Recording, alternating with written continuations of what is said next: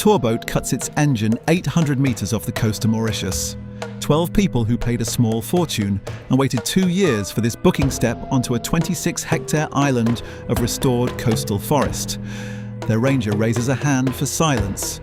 And then, without any fear at all, something the size of a turkey just walks out of the tree line toward them. What if the dodo had never gone extinct? On Second Earth, we explore the possibilities if evolution had other plans. The dodo has become the world's shorthand for extinction itself, but its actual death is far more specific than the story most people know. Dutch sailors landing on Mauritius in 1598 found a large, flightless pigeon with zero fear of anything on 2 legs or 4, because Mauritius had never had a land predator before humans showed up. Hunting hurt the population, but what really doomed it was what came off the same ships. Rats, pigs, and crab-eating macaques that raided every ground-laid nest. We don't actually have to imagine what saving a bird like this looks like. We already did it on the same island, to the dodo's own cousin. The pink pigeon, a close relative in the very same family, was down to just 9 birds in 1991. Conservationists cleared every rat and cat off a small islet called Île aux Aigrettes, just off Mauritius's coast, and released the survivors there. Today, there are hundreds. If that same intervention had existed 300 years earlier, there's no biological reason the dodo couldn't have made it too. But saved doesn't mean unchanged. Stopping the hunting alone wouldn't have been enough. Those rats, pigs, and macaques were already loose on the mainland, regardless of what happened to the birds, and a ground nest doesn't stand a chance against them.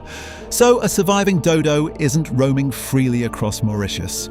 It's confined to the same handful of predator-free islets already doing this work today. Île aux Aigrettes, maybe Round Island 22 kilometers offshore.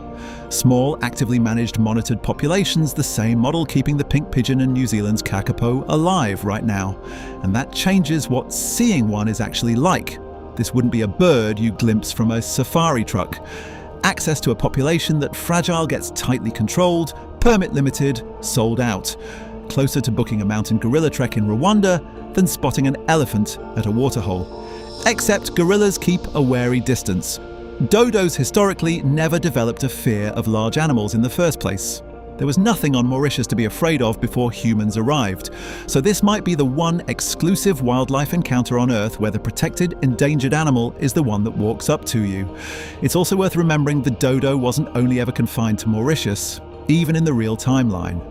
Dutch traders already shipped live dodos abroad as gifts and curiosities in the 1600s, to menageries in London and Amsterdam, to the Mughal court in India, even as far as a lord's estate near Nagasaki, Japan. If serious conservation science had existed back then the way it exists now, that same shipping network could plausibly have seeded backup populations overseas, insurance colonies in protected reserves abroad, the same redundancy strategy used for species like the California condor today. So a single storm or disease outbreak on one island couldn't erase the whole species at once. None of that happened because nobody in the 1600s had a reason to think it needed to. Extinction wasn't even a scientific concept yet. That wouldn't take hold until the 1790s. Species were treated as an inexhaustible resource, not something you could run out of. Saving the dodo wouldn't have taken restraint from the sailors. It would have taken predator-free island conservation 100 years before that idea existed anywhere on Earth. And here's the strange coda. In our actual timeline, a biotech company is right now trying to edit a dodo-shaped bird back into existence using its closest living relative, the Nicobar pigeon. We're trying to build our way back to something we could have just kept. Subscribe to Second Earth to see what possible plans evolution has next.